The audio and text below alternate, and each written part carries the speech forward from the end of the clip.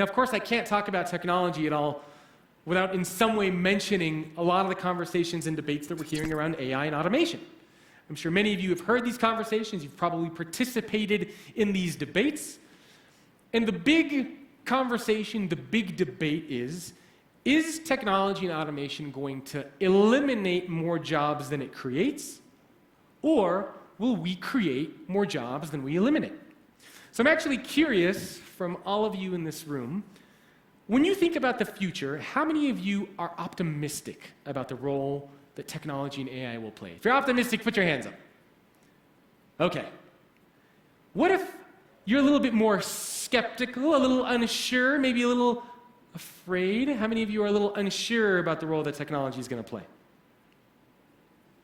Okay, handful. Okay, fair enough.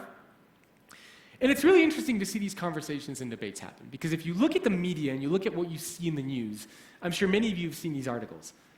By 2020, 47% of jobs will be automated. I've seen numbers as high as 2 billion jobs will be automated, which is just catastrophe, quite honestly, right? So what do you believe? Is that what's actually going to happen? And then on the other hand, you see other articles come into play. And I've interviewed a lot of executives at organizations. For example, one of the areas that that a lot of people believe is going to be automated most heavily, tax. Right? So if you work for a KPMG, a Deloitte, an EY, you're in trouble. So I interviewed these executives at these organizations, and I said, look, if you look at the research reports, it looks like you guys are going to be out of business in a couple of years. Are you seeing this? And I interviewed the chief leadership development and people officer at Accenture. And 2 years ago, they automated 17,000 jobs. Didn't lose a single person. Instead, what they did is they took these 17,000 people and they upskilled them. These were 17,000 people who worked in accounting and in finance. They were what we would call number crunchers. And so they said, instead of doing that, what we want you to do is to be more of a strategic advisor to our clients and help them understand what these numbers mean.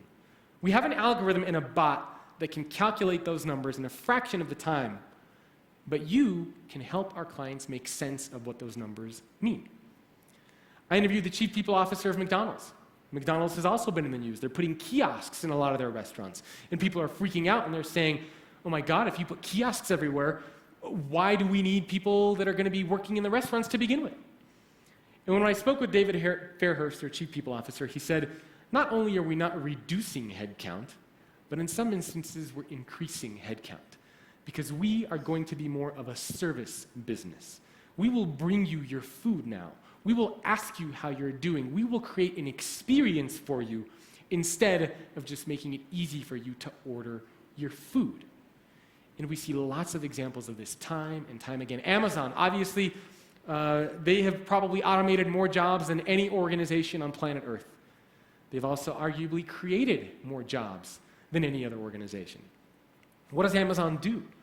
They consistently go into new business ventures, new opportunities, expand, grow, try new things.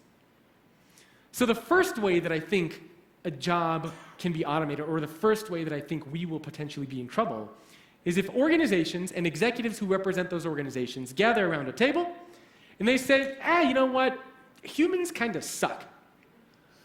We should just get rid of all of them. Why don't we get rid of every human that we have, bring in the bots? So if organizations consciously do that, we're in trouble. But that's not what we're seeing. Instead, we're seeing more of human plus AI versus problem instead of human versus AI.